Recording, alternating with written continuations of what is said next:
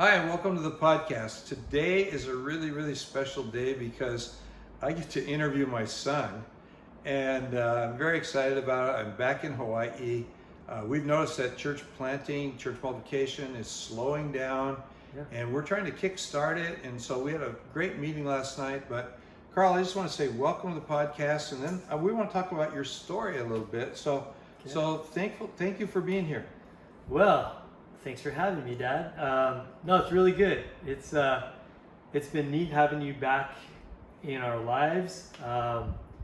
Being in Hawaii, getting a chance to hang out with you and Mom. She had to go home, I know, a couple of days ago. She had a high school reunion or something. But yeah, it's been really good just seeing what you're up to these days and trying to keep up with all the ministry you're still doing. Well, as we get into this, I want to get into your life a little bit because you grew up in a church multiplication home, and ever since you're a little kid, I noticed things. I noticed you as a little boy. People would be trying to get to me and they couldn't get to me, so they'd try to get to you. You're like 3-4 years old, and Mom and I would watch that you would respond to some people who you would trust, Aaron Suzuki being one of them, and then other people, you knew how to shut them off, and we're always pretty impressed with that. But tell what it was like growing up a little bit in Hope Hermosa and all this stuff that was going on before we moved. Yeah. Well, we're going deep. We're going way back. No, my life as a PK, as everybody gets the reputation, pastor's kid, you're either on fire for the Lord or you're going to fiery pit. You either go one way or the other in some senses. And, I face that when you're young and there's expectation on your life that maybe other people put on you or you put on yourself. And really, you guys tried your hardest not to put that on me. I'm grateful for that. But being a pastor's kid, and you had a pretty large church when we left California. And just growing up, and I've always been an observer, I think. Sometimes labeled as shy or introverted or whatever, and I call myself that sometimes. But really, I think I just was a people watcher and studier, and I learned a lot by watching and listening to the goings on in the church and ministry.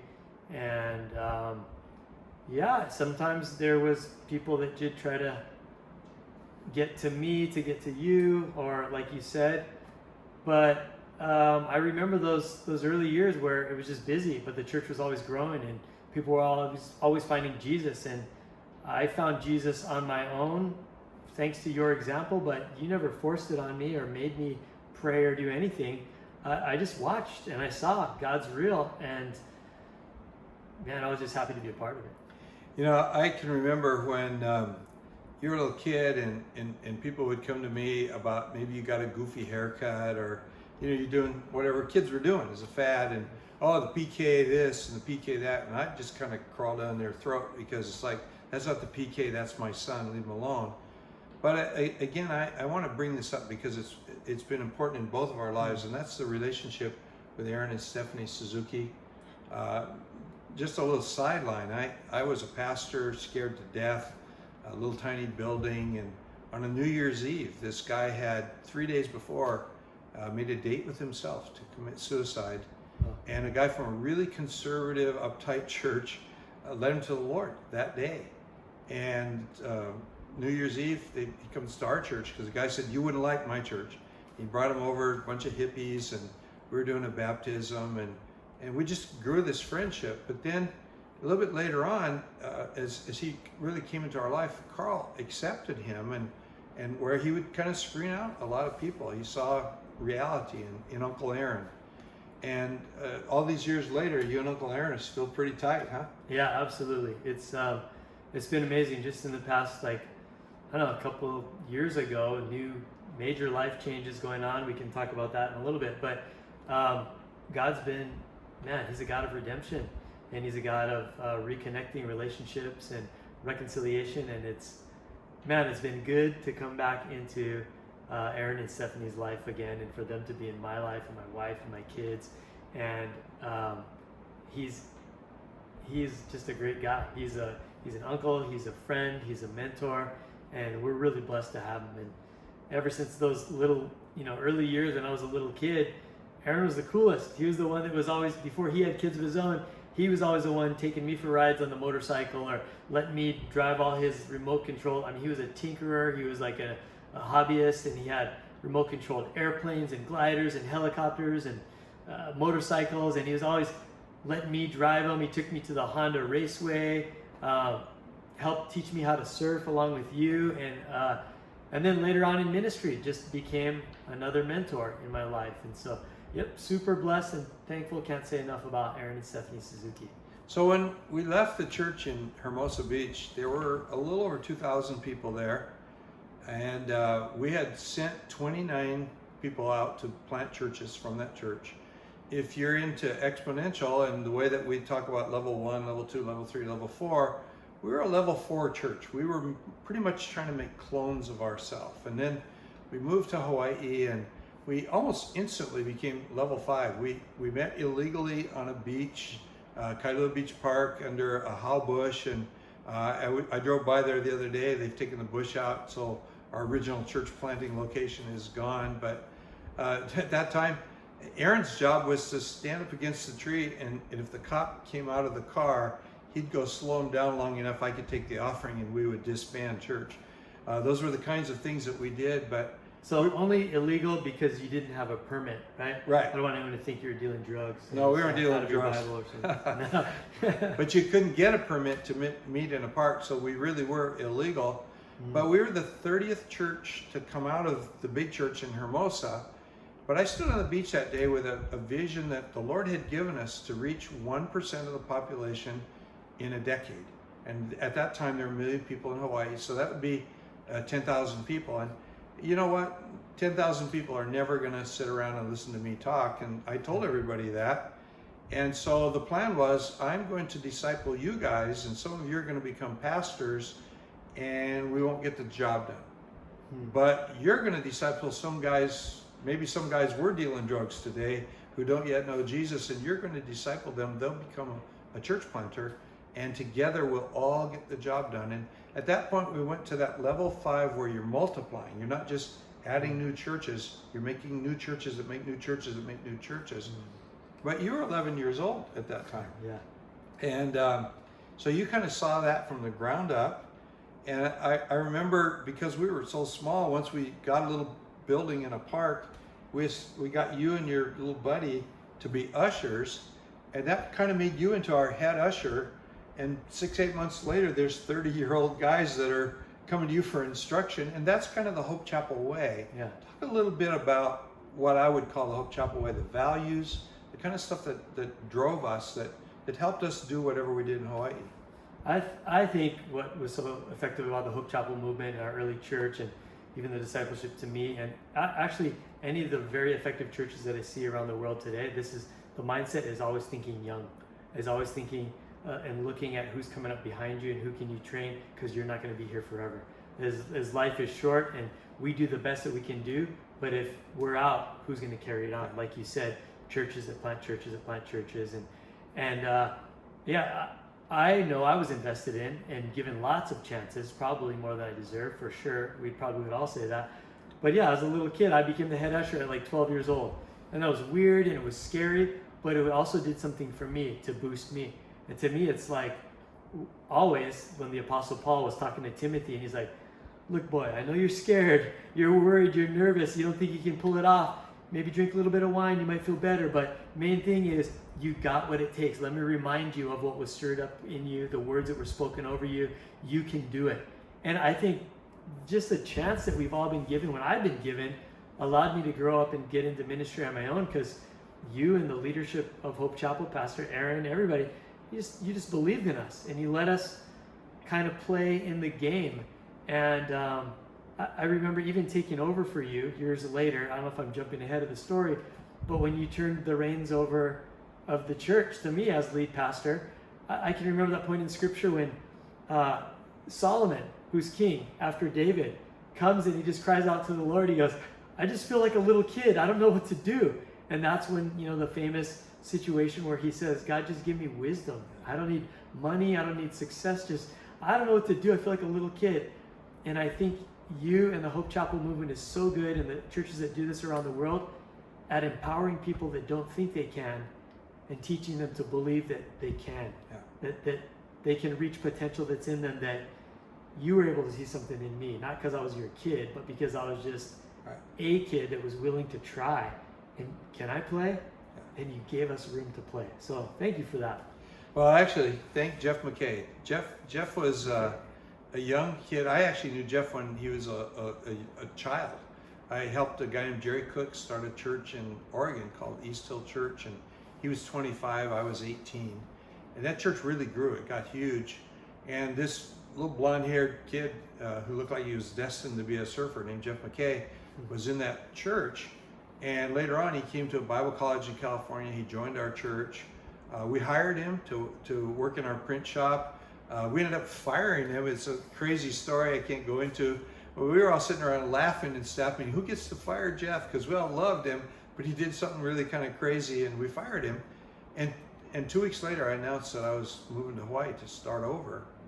And Jeff is the first person that came to me and said, would it be okay if I join the team? Can I come with you to Hawaii? And I go, Jeff, it's not like you get a job or anything. He goes, no, I'll just get a job in a print shop. Well, that was what we fired him from. And he came to Hawaii, got a job in a print shop, started a youth group. It grew, it was a junior high group. It grew really rapidly. And then he took some kids across kind of a dangerous hanging bridge, and the parents got all upset. And so one of the church council guys fired Jeff right in front of me. And it's like, I was getting ready to try to rescue him. And Jeff said, no, that's fine. I'll just start a high school group. Their parents are more tolerant. Well, that high school group grew and grew and grew. And Jeff had what we called a mini church at that time that was pretty big. And then he felt called to go to nearby Mililani town. He planted a really great church there. And he handed off the reins to that mini church to Carl and his buddy. And Carl's friend was a year older. And Jeff never bothered to say who's going to be the leader. He just said, you two guys, run it. That's right. And so everybody was kind of deferring to the older guy, but he didn't really have the leadership that it took. The gifts, the skills, what you call it, you did. And barely. Yeah, I know. You were scared. Barely, yeah. I watched you being really scared, but I watched this, and it went back and forth. It seesawed, but and you weren't trying to grab for any kind of authority, but it just kind of gravitated to you. The group shrank, which that would be what you'd expect when you hand off 40, 50 people to two 15-year-old kids. And yet I saw it stabilize. And you know, I know that one of your guys is a missionary in Japan. Others have become pastors. Yep. That little mini church that was meeting in my house turned into something pretty powerful because it's reaching around the world. Yeah. So I've watched you do that. So as you kind of came up through the years, you were leading many churches. You were leading missions to Japan. Mm-hmm. Tell us a little bit about the time that I guess it was you and your girlfriend were in Okinawa, and the youth leader was going to come in later, but there was a typhoon, and so he wasn't able to come. And you guys had to help these kids weather a typhoon. Yeah. What was that one about? That was pretty heavy. I think I was about just out of high school or senior, somewhere right around there, and been planning this Okinawa mission trip for like 11 days to lead about 15 to 20 students to a foreign country. It was my first trip like that ever. I was kind of like the assistant, and our youth pastor was the leader, obviously, the adult. I was just barely, I don't know, a teenager, somewhere in there, like 18, something like that. And I had been with him in all the preparations, getting ready for the trip, and like 2 days before we were scheduled to leave and take all of these kids, he got sick. He got really sick with like the flu, to the point where he couldn't get out of bed, and we had all the tickets booked and all of this. And he said, Carl, you got to lead the team.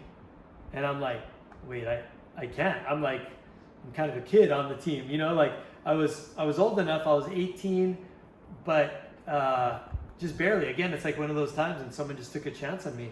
And he goes, I trust you. The parents trust you. I'm like, you didn't even talk to the parents. The parents probably don't even know, but no, he did. He cleared it with the parents and everybody, and they trusted. And he said, I'm going to get better in a couple of days. At the most, it'll take me 2 days. I'll be right over there and I'll meet you. And talk about scary. I had to leave. All these kids met up at the church, then to the airport. I had to fly these kids over there, and I was pretty much solely responsible for this thing. And we went over there, and I had to lead, and we hooked up at this public school we were staying at. We met with our connections on the other end. There was like 20 kids from Okinawa signed up for a summer fun program that I had to start, and just, I mean, all of that just to say, it was like, we believe in you, Carl. Yeah, you're young. You may not think you're ready, but we think you can pull it off. We believe in you. And I went, and it turned out to be a crazy trip. And our youth pastor did join us a couple days later, but we weathered our first typhoon. We had to batten down all the hatches and the doors, and you know, people's cars could blow around in the parking lot. And it was just a full-on typhoon type deal. And we got through it. But that was one of those lessons where, man, people really do trust me. They're taking a chance on me, and I must have what it takes if they see it in me. And it causes you to rise. Yeah. So it was one of those valuable lessons and memories that I always have in my life. It was good. So I remember you guys doing a lot of stuff in Japan over the years, and Yeah. and I remember one trip that we were together. You got real sick on the Shinkansen, and I was really scared of that one. But you kind of rebelled against Mom and me, because we were hoping that you'd stay home and go to University of Hawaii, and I knew you at that point wanted to be a pastor, and we thought, well, you know, we train pastors, so we wanted to do that, and then you rebelled and went to a Bible college. But while you're in the Bible college, I was catching a little bit of flack because you and your friend started a couple churches. I want you to go into that pretty good. Tell about sumo, and but the denomination licensed you guys, and you know you hadn't graduated from the school and all that, and some of the professors got all upset. But you knew how to pastor better than some of those professors because of what you'd done as a high school kid. And that was a really stark contrast. And the interesting thing was that the denomination understood that, and they really stood with you. And that was True. very, very powerful. But I went to that building that you guys inherited, that first building. There's bullet holes in the walls of the church, and drive-by shootings in the neighborhood. And you took this derelict old building in a, I think, largely Hispanic neighborhood. And you two guys from Hawaii went in there and started a church. And then I think you started another one. And then after that, take us into Huntington Beach and what was going on in those years. Yeah, so I went to Bible college not because I wanted to be a pastor, but because I wanted to do whatever God wanted me to do. To be honest with you, you know the story. I didn't want to be a pastor my whole life. Like, actually, I saw what you went through and the commitment and the dedication and the sacrifice that it takes, and I thought, man, better him than me. Like, that's cool. But I do love God, and I want to serve him however I can. And I was doing youth ministry, like I said, and if he wants me to be a youth pastor, I could do that. Or if he wants me just to be a missionary or whatever. But Lord, please don't let me ever have to be a lead pastor. That's senior pastor. That's not my deal. But I'll do anything else. And so I did go to Bible college, and it took me a couple of years to settle in. You know, I was a kid in the back of the class, falling asleep, and kind of always going, well, God, I'll give you one more semester. Okay, I'll give you one more semester. And then he finally said, you serious about this or what? And so I committed and graduated. And yeah, along the way, the amazing thing is, I don't know if you remember, but you and the church had already given me a district pastoral license. Oh, that's right. I forgot about that. The denomination we were with at the time, they give international licenses to graduates upon ordination. You know, there's all these steps, however the liturgical stuff goes. But you were in the habit of believing in people, Apostle Paul, finding the Timothys, and I was one of those guys, and we had to read a few books. We had to learn about the denominational leadership and governance that we were in, and take some courses about the Bible, but nothing too big. In other words, you're just trying to get people that love God, want to do something for them out there in the field, and authorizing them with a district license. And so I had that. I think I had it already going to college. And then along the way I got licensed or whatever. And one of my previous youth pastors, Blaine Sato, Sumo, as a lot of people would know him, he was up there. We were going to Bible college together. We were roommates together. There was an empty building that was kind of in the hood. Like you said, there was legit bullet holes in the sides of it. And some of the kids in our youth group had been shot. And it was a kind of a rough neighborhood. It was in Ontario, California. honestly, I don't know if it's still like that today or if it was just back then, but it was tough at the time. And so he's this big Japanese guy, and I'm just like this little haole, part Filipino guy. And both of us are from Hawaii, out of our culture, out of our zone. But we just kind of like did what we were taught. How to love people, meet them where they're at. Don't make anybody feel dumb. Just meet them at their level and just go in and serve them. And we kind of co-pastored a church for a few years there in Bible college. And it was really cool. And a lot of the Bible college kids and friends were part of it. And we'd take these inner city kids from the hood to the beach and take them surfing, and they don't even know what they're doing. They're like putting wetsuits on backwards, and they're drowning in like 2 feet of water. And we just loved people, and it was crazy for us, and we learned lessons. And so, yeah, that was a church plant. That was a crazy one. A few years later, one of my professors at the Bible college, who became a good friend, he took over an existing building that only had about 12 people that were still the congregation, but no one really leading or pastoring them. He decided to take it over, and I jumped in because I thought, wait, it's by Huntington Beach? I grew up in Hawaii. I'm beach people. Give me near some beach people. So the Bible college was like 45 minutes inland, and I started helping him, and I became the youth pastor, and there was literally only 2 brothers. That was the youth group, 2 junior high boys. They were brothers. And I'm like, I'll be your youth pastor because I'm beach people. And I know, and anyways, we started it, built it up to a couple hundred people. We had over 100 kids in the youth group. God did incredible things, but it was another church plant. Yeah. And so I did that for a while before I ended up moving back. Well, and then how you moved back to Hawaii, we had tried 2 or 3 times to get you back. And at the time that I was asking, we were a church of about 1,450 people at that time. And we had a youth group of a little bit less than 100. You're in a church of a couple hundred, and there's over 100 in the youth group. And so we were trying to get you. And I remember we made 3 big attempts, and you turned me down the last time. And I go, look, this is the last time I'm going to ask you. Yeah. So you better pray about it and be sure. So it was during the 9/11 crisis when I was on a boat in Washington State, and you called and said, we'll come. And it was a big day of joy for me. And so you came and you became our youth pastor, and the group grew like crazy. And you guys had a lot of mini churches going on. And yeah, let me speak to that really quickly, because I think there's a couple of valuable lessons I learned in there along the way. Again, that goes back to, if we want to be effective in this world, we just got to believe in people. We got to believe in people who just don't believe in themselves. And I was in this place in Huntington Beach where, the youth group grew from 2 brothers. I was there for 5 or 6 years to like 150, almost 200 kids. And funny, what comes around goes around is Sumo Sato had been my youth pastor back when I was a young kid in Hawaii. And I had this big thriving youth group, and I couldn't do it alone, and I had leaders. And my mentor, previous youth pastor, actually came to work for me as my junior high pastor as I was pastoring the high school and the junior high group. And we were back together. We had launched this church together years previous, and now he's working not just with me, but under me. And he's like, you're my boss now. And it's just cool how the Lord does that, But when I got the call, kept getting the calls to come back to Hawaii and come on staff with you and be youth pastor, I didn't feel it. I didn't believe in myself. I told him, I got to hang out up here a little bit, because if I move back to Hawaii, I'm going to be Ralph Moore's son, and I'm going to be going on Ralph Moore's name and Ralph Moore's reputation. And I didn't want any free handouts. And sometimes maybe someone out there can relate to that a little bit, is you just want to know you got what it takes.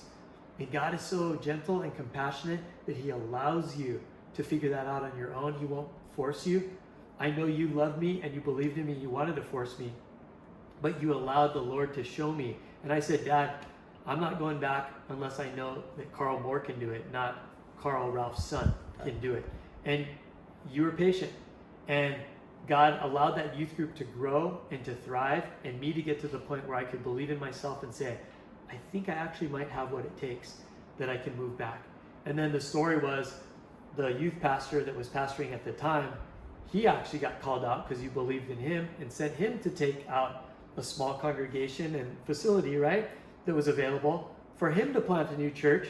And now you really needed a youth pastor. And he was the one that, when he asked, and I sought the Lord on it, I knew I was ready.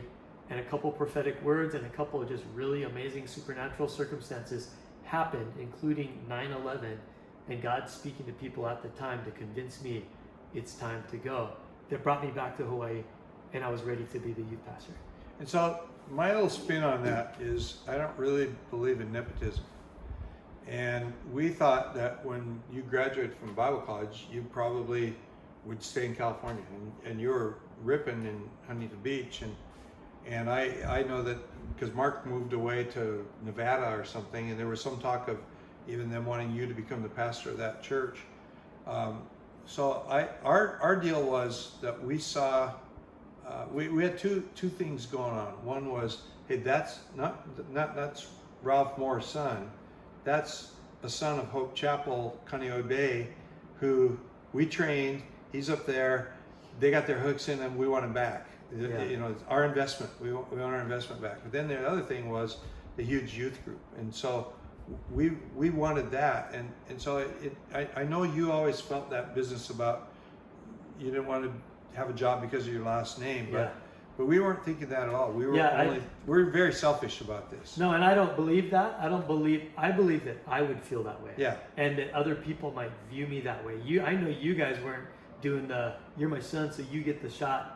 That was never the thing. It was more for myself and my reputation that it would look like a handout, and I didn't want to be that guy. And just to qualify it, my pastor at the time in Huntington Beach, he hadn't moved yet, so I don't want him to feel offended or anything like this. He was still there, and I left before he ever left that church. But I felt like God had to speak to me, and it had to be a calling, and not that I was going to get a free ride. You weren't offering a free ride, but I didn't want anyone to, just assume that. So I came back and I was ready and jumped into youth ministry and loved it. And we watched the youth group grow, and in a few years, and then I was moved into the position of college pastor, and kind of was moving up, not the ranks, but in the different positions. You had me preaching a weekend service. I was the men's pastor. I kind of got a little variety and a mix and experience, honestly. Yeah. Ministering with kids, generations younger than me, to college age, to then men, some that were my peers, some younger, and a lot that were actually older, uncles. Right. And I had to somehow figure out how to be their pastor and love them and lead them. And it was quite a roller coaster. And what we remember is the way that I used to do things would be that I traveled a lot. So for probably 20 years, I would be gone 10 times to eat, 10 weekends. Sometimes it'd be 2 weekends in a row, but 10, sometimes 12 trips in a year. Mostly in third world countries. We would raise the money. I'd go there. I wouldn't charge anybody anything, and I still do a little bit of that. But and so whenever I would be gone, starting with Jeff McKay, the youth pastor would preach in my absence, and that was kind of a way of training a guy. Another guy named John Honnold did a great job doing that, and just over the years, that was what happened. Mike Kai, and so these guys would be in that slot, and it was good for them, and it was good for the church. It was good for me. But the year that you guys moved home, I had a deal going where I had a real good experience. A guy named Al Martin gave his testimony one Sunday when I was on a trip. And so we just started asking guys that were key guys in the church, just get up there and give your testimony in all 5 services or whatever was going on. Mm-hmm. So he never ever got a chance to speak for 1 year. And then when it all changed and we're kind of back in the norm, now he speaks. And first time that he spoke, it was crazy. It was like people had set this up or something, because they all said the same thing. They come and they grab my shirt sleeve. Every single person grabbed my shirt sleeve, and they go, "If you retire, will he take your place?" And so it's like, wow, you got to pay attention to this. So I kind of hold things, and so I just kind of held this in and just held on to it. But it's like, I think I know where this is all going. But after about 2 years, because we took our time, I went into church council one day, and he's still doing youth. And I ask everybody, don't name a name, just tell me yes or no. If I were to retire or die in an airplane crash, do you know who should be the next pastor of this church? And I just went around and I said each person, every person except one said yes. And the one guy said, I think so. Then I went around and said, name the person, and they all named Carl. And so I had to wait because, you know, he's got this, I don't want it because of my last name, and I'm not quite sure myself and all that, but we're very sure. And we've seen the congregation responding to him, and we know what's going on, and we know it's from God. So I kind of snuck up on him. I waited till we were both on our way to our cars one night. It's kind of raining lightly. And so I just go up and I go, would you, the church council thinks that you're supposed to be the next pastor. You got to take my place. And he goes, I know that's what's being expected of me. And his head drops. And now I'm freaked out. It's like, oh no, he's going to say no. And so I go, well, we don't think it's what's being expected of you. We think it's the Holy Spirit. And he looked up at me and he was kind of crying. And he said, so do I. That's what's so rotten about it. And he said yes. And it's like, that one's over. And can I tell my version of it too? Go ahead. It's super similar to that, but I remember exactly because it was one of the scariest moments of my life. Is you said, hey, the church council, we're talking about succession, and I'm getting older, and a few years from now, I want to retire and I want to hand off. And the church council has all decided, they made up their mind, and they know who the next person is to take my place. And I knew where the conversation was going, and I had the craziest fear and butterflies, and it's something I've always said, I don't want to be a pastor, I don't want to be a lead pastor, I don't want to be, and he goes, so they've all decided, and they know who it is, and I believe I know who it is, and you asked it like this, you know it's you, right? That's what, and I paused and just was going crazy in my head, and in my head I already made up my mind, and the words that I wanted to come out of my mouth was, hell no. Excuse my French. But what came out was, yes. And it was the craziest holy moment of my life, because my flesh and my humanity and everything, my insecurity just wanted to say, don't you dare ask this of me. And yet I knew that that's what was put on my heart and the mark on my life and the calling. And in that moment, the Holy Spirit, it was a Holy Spirit moment. And I said, yeah, I know it's me, but I'm really scared. I'm like, you're not quitting tomorrow, are you? And I'm like, you're going to hang around a little bit to show me the ropes, right? And it was just, again, it's this theme of, Timothy, don't let anyone look down on you because you're young, but set an example for the believers in all these areas. And it's like Paul kind of handing off him and going, don't worry, you got this thing. So to me, sorry to interrupt, but that was just a holy moment that's good. I love indelible in my mind right there, was that you asked me, you know it's you, right? And I said, yes. Anyway, sorry. So you guys, you ended up, our friend Rob McWilliams came up with the idea, Carl ought to be the men's pastor. You were doing high school, and then for a while you're doing high school and college, different nights. And men, for one short season, high three. school, college, and men, and I was drowning. But when he came up with this, Carl ought to be the men's guy, it's like, oh, that's perfect, because that's, if he has the men's hearts, then we're going places. This is really good. And then you took over, and there was overlap. I remember we handed off the biggest service. I thought, if we start small, and then we're going to get some kind of pushback.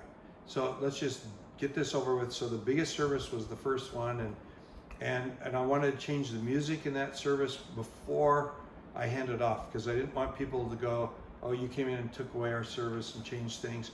So I brought the high school band in, and the leader is still the worship leader at that church to this day, but he was just a kid. And so for about 6 weeks, they were in there playing worship, and a few people, they didn't drop out, they changed services.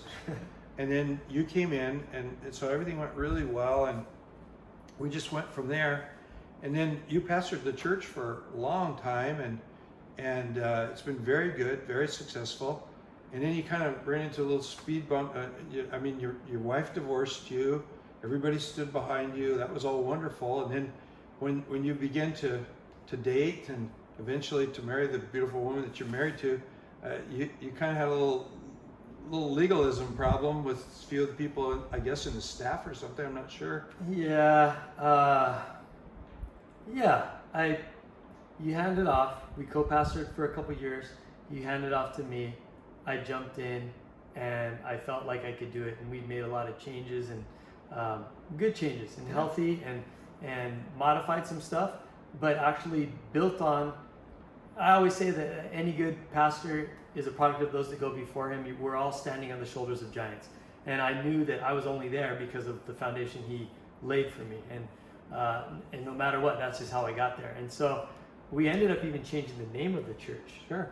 Not because of any distaste, but just because it felt dated to me. The name was Hope Chapel, and I just thought people don't all know what chapel is about, and I love the word hope, and I love the verse that the church is founded on, Hebrews 6:19. This hope is a strong and trustworthy anchor for the souls, and I love that hope and that image of an anchor. An anchor is in kind of modern society, have like the cool on tattoos, people, it means strength, and it's just that hope. So I changed the name to Anchor Church, and but we kept the same exact verse and the same exact spiritual foundation it was built on.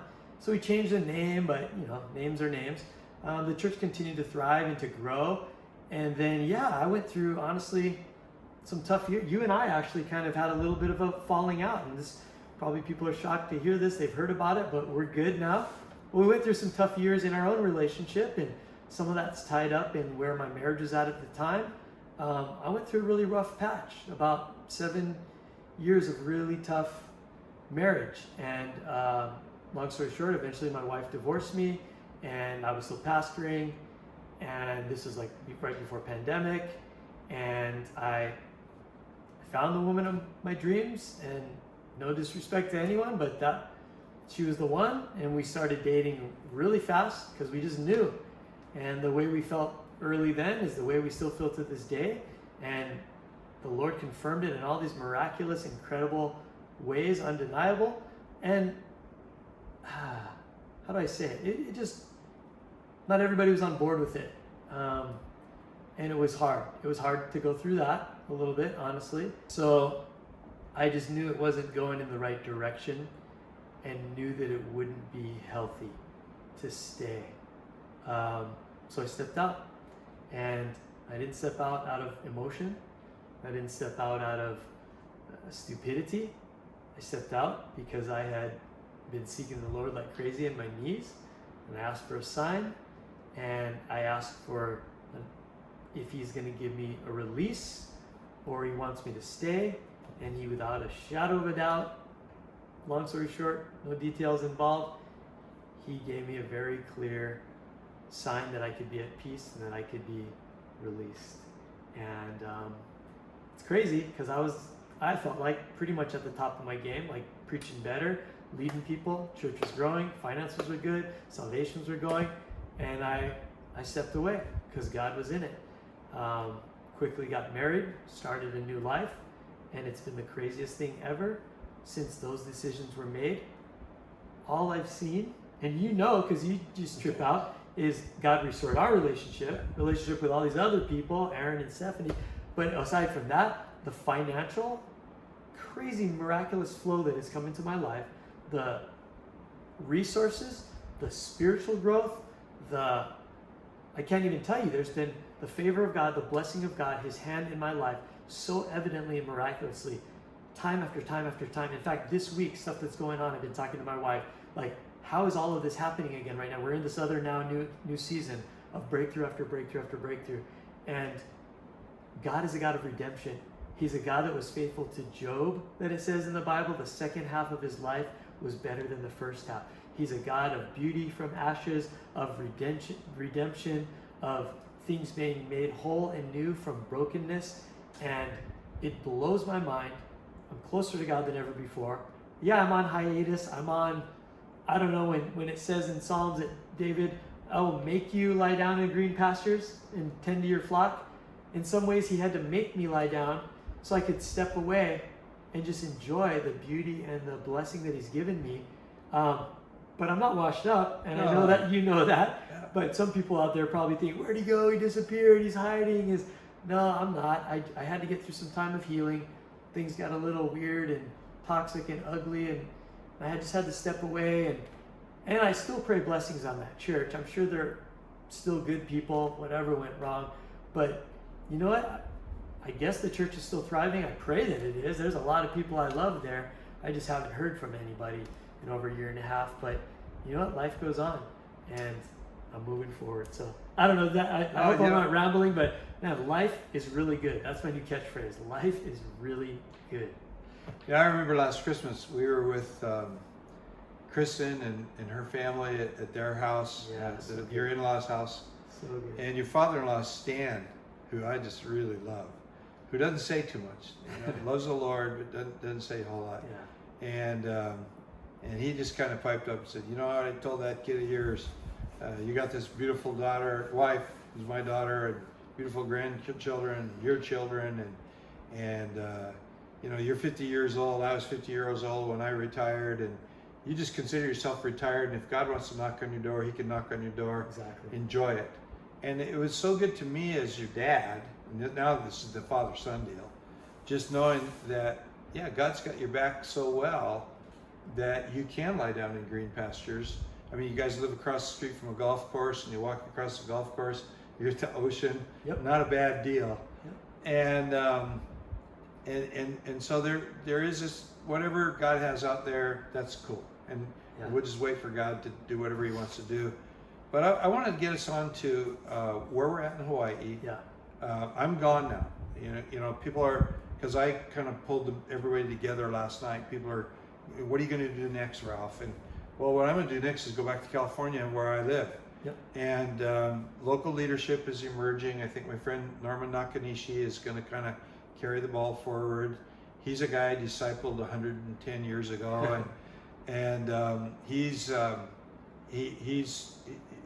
they planted a whole bunch of churches, and he knows what he's doing. And a lot of local people came out. Last night we were in the oldest church building in the state of Hawaii. It was started by the original Hiram Bingham, the original missionaries, Titus Cohen, those guys that were part of the Second Great Awakening. And that church now is pastored. They had a bylaw that you have to be able to preach in Hawaiian. You have to have graduated from seminary. Yes.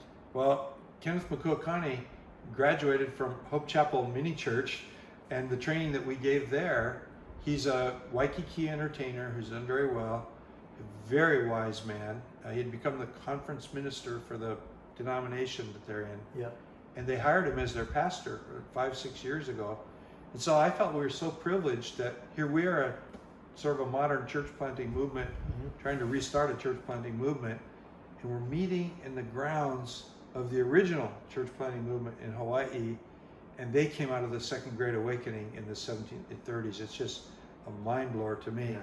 But all these young guys were there, and it looks like there's hope for the state. I mean, we've lost ground in COVID, but I think COVID kind of did a reset. Churches are not in the public schools. There was a complete lockdown for a while. I'm hearing about guys that are starting churches in carports, a lot of them. I know a couple that they go into this same bar, kind of a sleazy bar, every Sunday night, and they just eat dinner there so that they can pastor the people who live there. And those people don't think they're their pastor.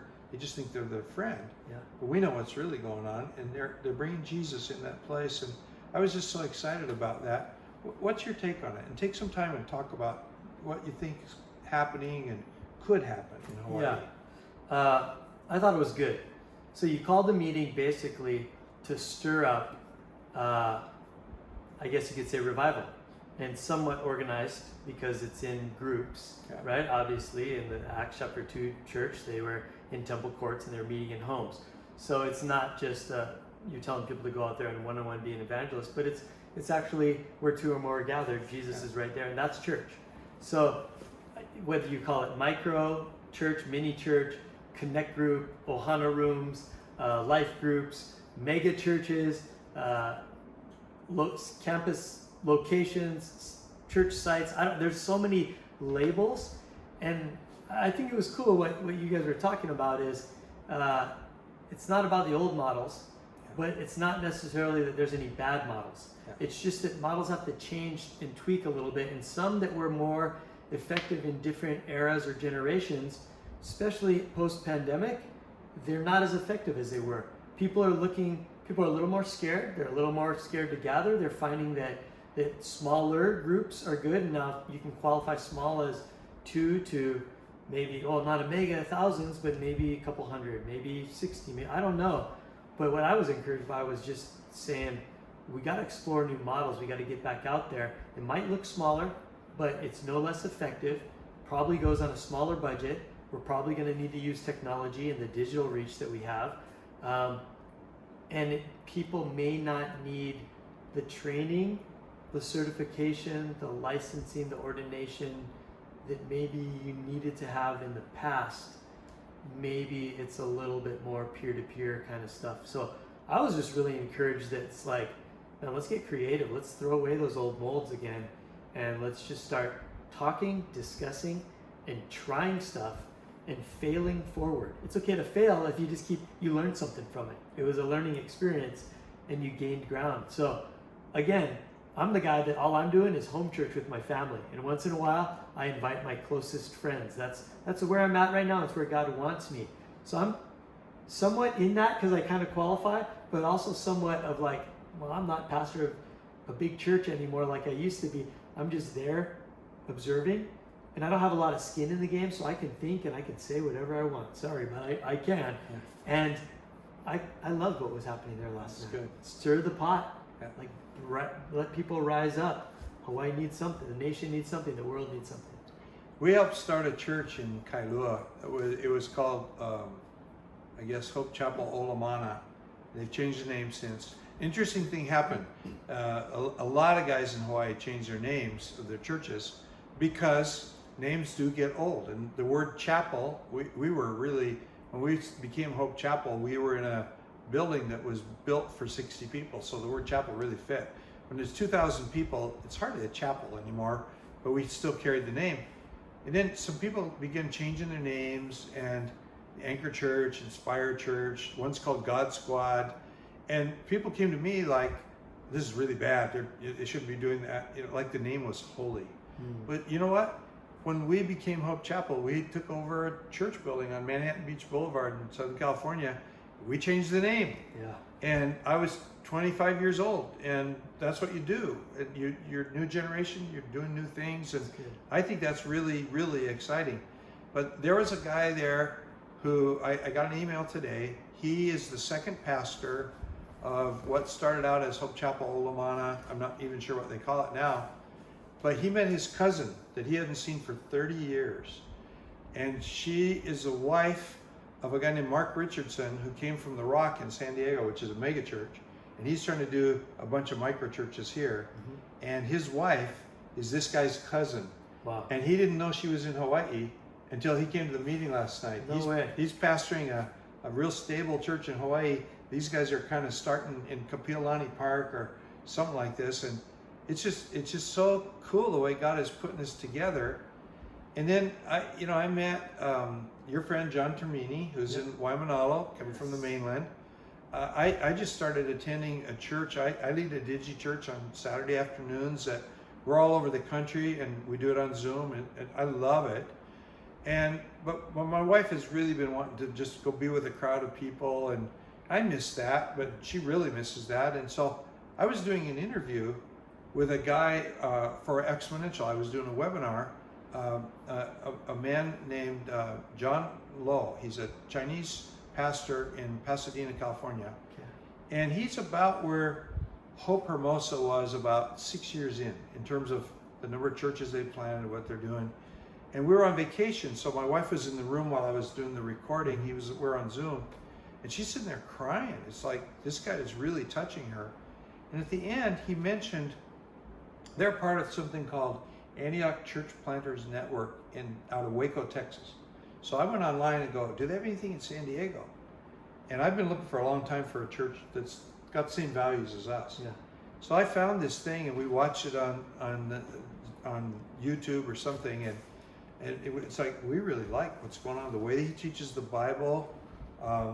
It's called All People's Church. I think there's 52 nationalities in that church. Maybe 900 people. It's not too big, not too small. They even meet in a tent like we did in Hawaii. Yeah.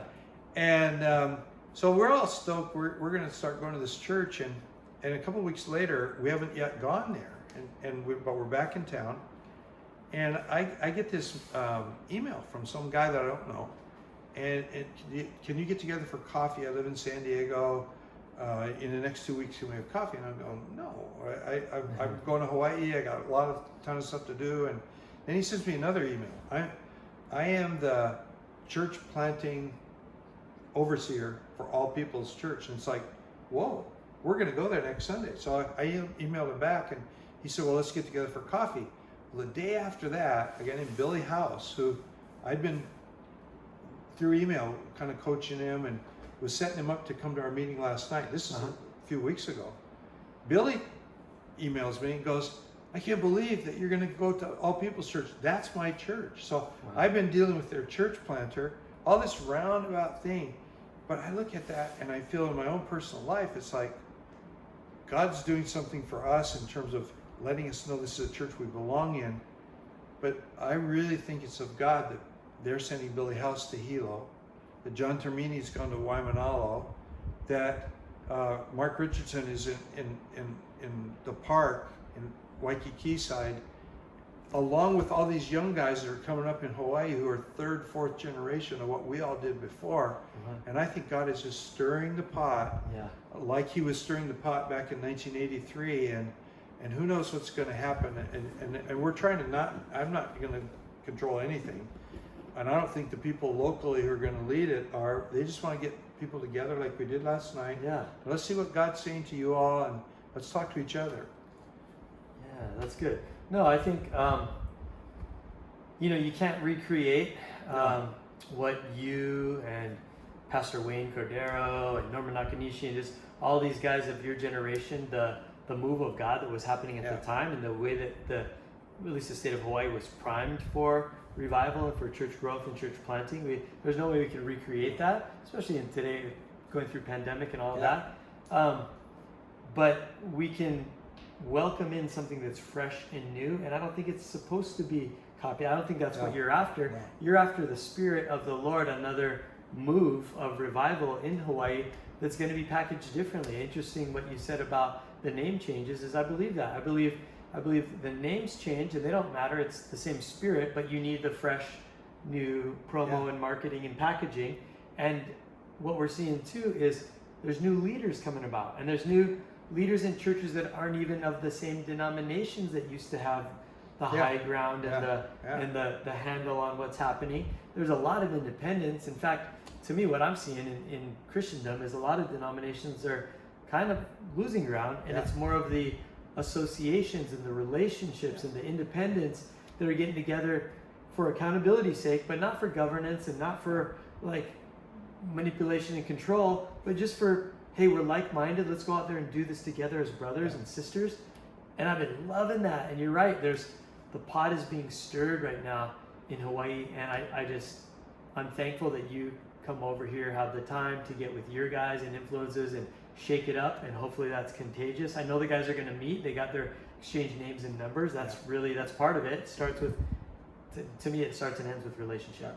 So you build the right connections and relationship and network, and now we just watch what God takes it, the Holy Spirit's move with the meager fish and loaves that we bring, and we see what he's going to do. So yeah, it's cool. It's cool. I'm always asked, because of whatever I do in training guys and all that, what is your minimal ecclesiology? Because someone came up with that term, and what they didn't mean was, what can we get away with? Mm-hmm. What they meant was, what is the minimum before we can actually call it a church? Yeah. And one of my friends, Brian Sanders of the Tampa Underground, said that you need to have worship, you need to have community, and you need to have mission. And if you don't have all three of those, you're not a church. Well, some of the mega churches in our country wouldn't qualify with that definition because they don't really have community.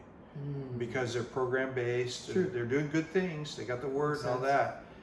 There are other churches that have great community and they have great worship, but they don't have mission.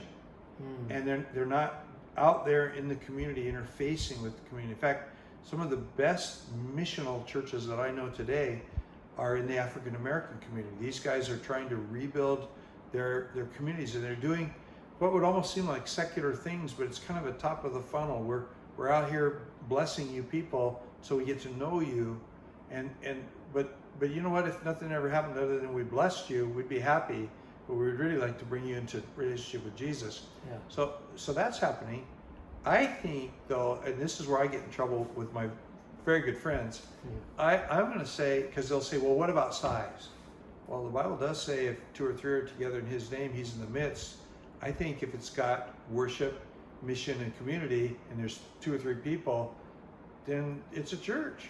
Yeah. And some people get upset about that, but I think when you get 2 or 3 pastors together in a room who are all struggling, I love it when struggling pastors get together and compare notes. Yeah.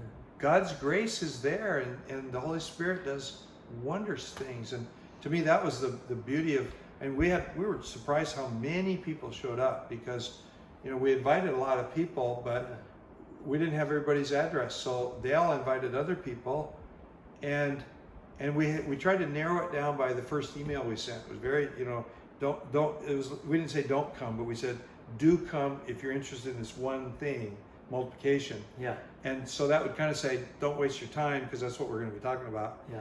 And so many people contacted us, can I bring my friend? And that was really, really a good thing. So I'm very excited about the future of Hawaii. That's good. And I think that whole size thing is just really, there's obviously the concept of healthy things grow, which means if you got health, there's growth. But sometimes growth is inward and deep and not always outward. And if you always have the Great Commission in the forefront, as every Christian does, like we're supposed to go out there and talk to people, but sometimes I understand that living in Kahuku now, I'm kind of like removed, that sometimes your location, right, or your time available, or your resources, or honestly, who you are as a person, maybe you're only a one-talent person, right, but that's okay. Yeah. You use what you got where you can, as much as you can, and that's fine, because some personalities are built to become micro to mega, yeah, and some are just, it's enough to, me and my friends, we kept each other accountable our whole lives, and we've developed the best marriages, and we've become the best fathers, and we've whatever. And some are going to say, so I challenge my other friend to do the same. And it's kind of like a both and everybody. But the point that I loved is what you brought up, is like everybody should just be doing something. Yeah. And let's lower the bar on what we think church is and should look like, and just stir people up and try to organize and spread the word and get them doing something again, because we've all gotten a little bit hesitant, lazy, scared. Maybe we're just too comfortable, because after the pandemic, especially, and you're just trying to like get it going. I love it. It's good. It's good. Well, thanks for taking time to be with us. I always ask people at the end of a podcast, if someone wanted to get a hold of you, and be in contact with you, are you willing to give that information? If somebody has questions, hey Carl, how can they connect with you? Give us 2 or 3 ways if you can. Yeah, I appreciate your tithes and offerings. It's amazing. No, just kidding. No, I'd love to talk to people. I feel like I'm kind of hidden away and kind of left in a weird way, and some people have got questions like, is Carl still cool? Does he like me? I don't know. I feel more the opposite. Like, man, nobody's contacted me that I know of and has made contact and reached out to me. Very few people have. But really, I'd love to talk to anybody. I'd love to share my life. I'm pretty transparent. You can reach me at on Instagram. I'm Captain Carl. On Facebook, I'm public, Carl Moore. I'm out there. And even if you wanted to email me, I would probably answer you if I think you're cool. Carl R. Moore at me.com. That's cool. So Carl R. Moore at me.com. Because I know some people who've tried to reach you at Carl Moore at me.com, and that didn't work. Yeah. So Carl R. Moore. Yeah, and when I stepped out of Anchor, that email disappeared. So I don't know if you've ever tried to get a hold of me there, but that one's gone. I don't know where it is, but Carl R. Moore at me.com. Or you can check out my wife and family and see pictures of us on Instagram and on Facebook. And yeah, it'd be cool to connect. If I don't know you, if I know you, whatever. If I'm not interested, I'll screen you. Just kidding. No, thanks though. Thanks for talking. Thank you for doing this. Yeah.